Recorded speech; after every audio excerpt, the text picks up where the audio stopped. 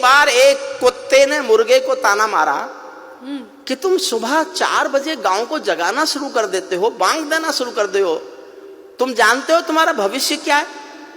तुम 8 बजे कटकर नाश्ते की प्लेट में मिलोगे। अच्छा, मुर्गे का भविष्य इसके सिवा है भी क्या? लेकिन कुत्ता ताना मारे मुर्गे को तो मुर्गा चुप नहीं रहता। मुर्गे ने कहा, हाँ मानता हूं मेरा भविष्य 8 बजे कटकर नाश्ते की प्लेट में आ जाना है। मैं गांव को जगाना इसलिए नहीं छोड़ता क्योंकि मेरी मौत को दुनिया में कोई भी कुत्ते की मौत नहीं कहता। क्या बात है।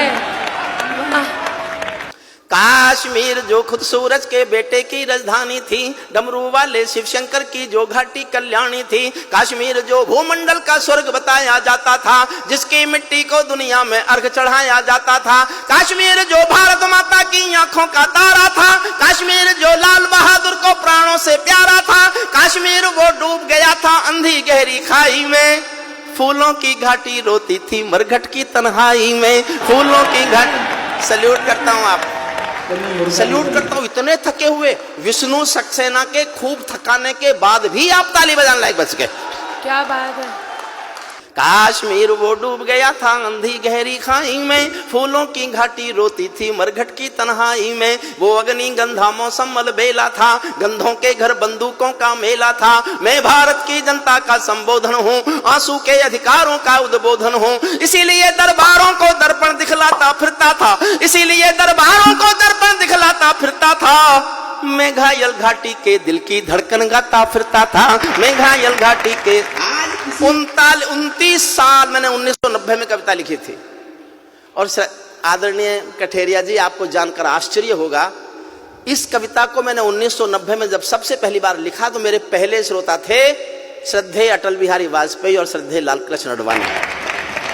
दोनों बैठ के रोए थे, दोनों बैठ के रोए थे। वाजपेयी साहब एक बार लाल किले में आए थे और मैं कश्मीर पढ़ रहा था। मैंने उनसे कहा, आप देश के प्रधानमंत्री बन गए और कश्मीर की हालत फिर भी नहीं सुधरी तो इससे भी सख्त कविता सुनने को तैयार रहना। फिर मुझे पता चला वो 6 साल इसीलिए उदास रहते थे क्योंकि उनके समय में तो हुआ नहीं था जो अब हुआ। मन से सुनिए, मैं अपना मन पूरा इस कविता के साथ आपसे जोड़ना चाहता हूं। इसीलिए दरबारों को दर्पण दिखलाता फिरता था, मैं घायल घाटी के दिल की धड़कन गाता फिरता था, हमने नारों में गाया था सब कश्मीर हमारा था, जब जब भी छू कर देखा हिम चोटी में अंगारा था, काश्मीर था जहां तमंचे थे केसर की क्यारी में, काश्मीर था जहां तमंचे थे केसर की क्यारी में, काश्मीर था जहां रुदन था बच्चों की किलकारी में, काश्मीर था जहां तिरंगे झंडे फाड़े जाते थे, 47 के बंटवारे के घाव उघाड़े जाते थे, काश्मीर था जहां हौसलों के दिल तोड़े जाते थे, खुदगर्जी में जेलों से हत्यारे छोड़े जाते थे, खुदगर्जी में जेलों से हत्यारे छोड़े जाते थे, अपहरणों की रोज कहानी होती थी, धरती मैया पानी पानी होती थी, झेलम की लहरें भी आंसू लगती थी, गजलों की बहरें भी आंसू लगती थी, मैं आंखों के पानी को ललकार बनाता फिरता था, मैं आंखों के पानी को ललकार बनाता फिरता था, मैं घायल घाटी के दिल की धड़कन गाता फिरता था, मैं घायल घाटी के दिल की। काश्मीर था जहां गर्द में चंदा सूरज तारे थे, झरनों का पानी रक्तिम था झीलों में अंगारे थे, काश्मीर था जहां फिजाएं घायल दिखती रहती थी, गर्म हवाएं घाटी का राशि फल लिखती रहती थी, काश्मीर था जहां दरिंदों की मनमानी चलती थी, घर घर में एक 56 की दर्द कहानी चलती थी, काश्मीर था जहां हमारा राष्ट्रगान शर्मिंदा था, समर्थन करना जी भर के करना, काश्मीर था जहां हमारा राष्ट्रगान शर्मिंदा था, भारत माँ को गाली देकर भी खलनायक जिंदा था, भारत माँ को गाली देकर भी खलनायक जिंदा था, काश्मीर था जहां देश का सिर झुकाया जाता था। और जिस दिन ये घटना घटी मैंने उस दिन पंक्ति लिखी थी, समझ जाओ किसी को पिछली याद हो तो समर्थन करना। काश्मीर था जहां देश का मान गिराया जाता था, मस्जिद में गद्दारों को खाना भिजवाया जाता था, गूंगा बहरापन ओढ़े सिंह, गूंगा बहरापन ओढ़े सिंहासन था, गूंगा बहरापन ओढ़े सिंहासन था, लूले लंगड़े संकल्पों का भाषण था, फूलों की घाटी लाशों की मंडी थी, फूलों की घाटी लाशों की मंडी था, अनुशासन का पूरा दौर शिखंडी था, अनुशासन का पूरा दौर शिखंडी था, मैं इसको ही कायरता की लाश उठाता फिरता था, मैं घायल घाटी के दिल की धड़कन गाता फिरता था, मैं घायल घाटी के दिल की। हमको दो आंसू नहीं आते थे अनहोनी घटना पर। 89 में 4.5 लाख कश्मीरी पंडित कश्मीर से मारपीट कर निकाले गए, उनकी बेटियों के साथ बलात्कार किए गए, संपत्ति छीनी गई, घरों में आग लगाए गए। अपने दिल पर हाथ रखकर सोचना, क्या दुनिया के इतिहास में इससे बड़ी कोई मॉब लिंचिंग हुई है क्या?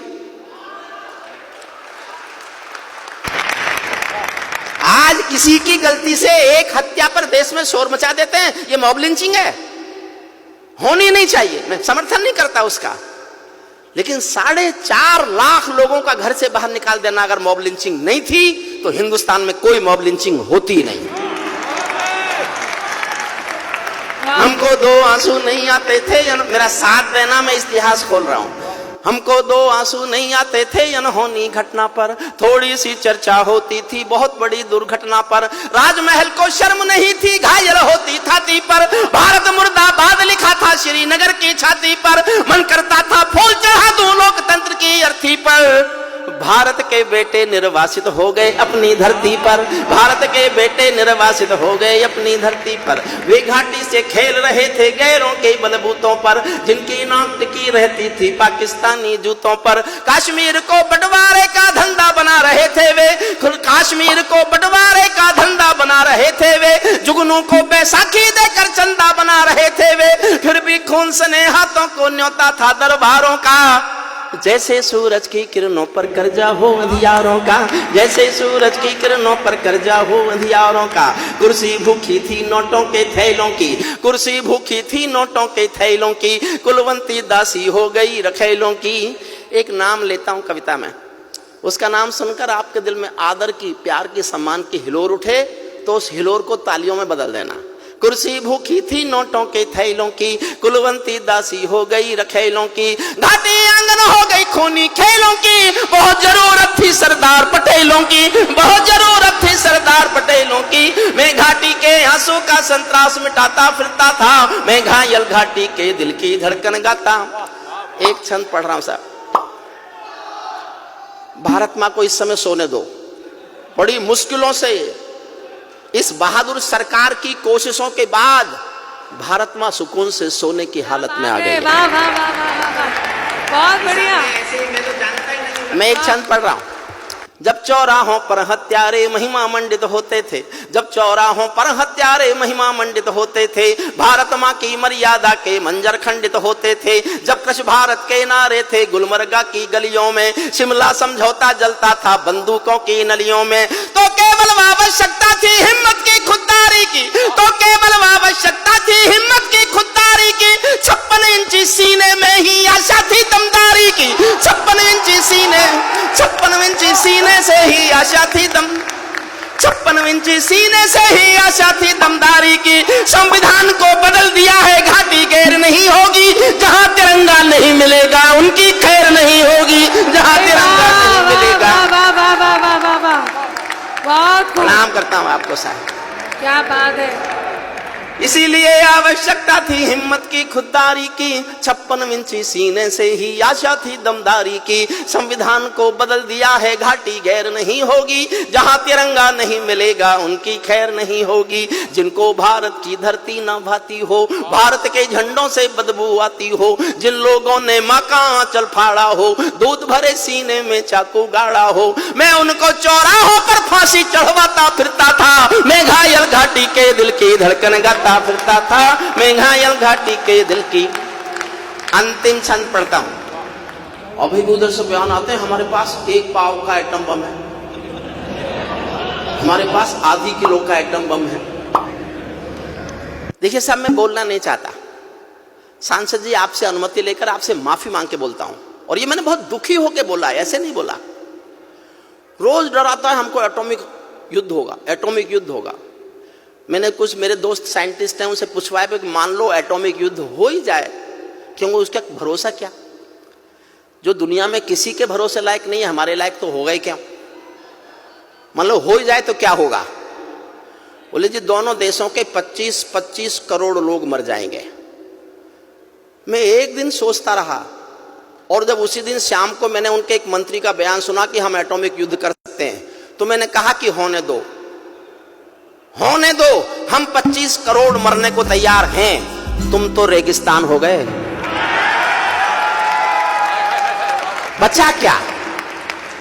अगर तुम अपने को पूरा मिटाकर हमारे थोड़े से कम कर दो तो हमें कोई नुकसान नहीं है। हमको जनसंख्या नियंत्रण कानून लाने की भी जरूरत नहीं है। अंतिम पंक्तियां सुन लीजिए। अमरनाथ को गाली दी थी भीख मिले हथिया। ये अच्छी बात नहीं है जो मैं कह रहा हूं, लेकिन दुखी होके कह रहा हूं। अमरनाथ को गाली दी थी भीख मिले हथियारों ने, अमरनाथ को गाली। अंतिम पंक्ति पर और जोश देना, फिर तय करेंगे कि आगे क्या करना है। अमरनाथ को गाली दी थी भीख मिले हथियारों ने, चांद सितारे टांक लिए थे खून लिपि दीवारों ने, इसीलिए नाकाम रही है कोशिश सभी उजालों की, क्योंकि ये सब कठपुतली है रावलपिंडी वालों की। अंतिम एक चुनौती दे दो सीमा पार पड़ोसी को, गीदड़ कायरता ना समझे सिंहों की खामोशी को। हमको अपने खट्टे मीठे बोल बदलना आता है, हमको अब भी दुनिया का भूगोल बदलना आता है, हमको अब भी दुनिया का भूगोल